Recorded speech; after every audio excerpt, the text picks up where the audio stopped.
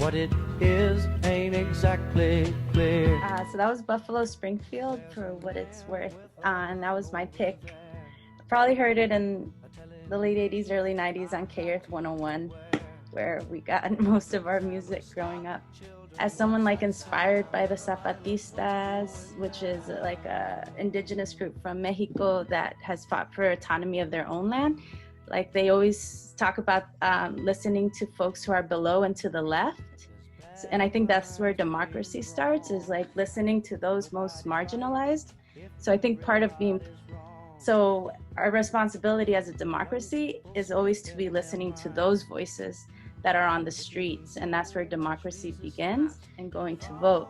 So I think for me, like, I have the privilege to vote, and so I need to be voting, but listening to those that are on the streets and protesting, and those who are rising up, and through these months have been, I think COVID has amplified a lot of voices also, and made real like a lot of disparities that maybe folks weren't noticing before. So I think that part of the song where it says stop, like what's that sound, like that's us. We need to stop and like pause and reflect on like what voices are we hearing, and then vote accordingly. There's the propositions that I think most like readily affect people's life, right?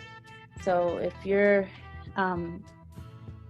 folks are in jail and things like that, some of these propositions would affect them quicker than maybe voting for a president and things like that. I think those things are still important, but I think making sure we're voting on not just for a president, but to get this president out, but also to think about what's happening locally with our different systems here that are broken. Stop, hey, what's that sound? Everybody look what's going down. Stop, hey, what's that sound?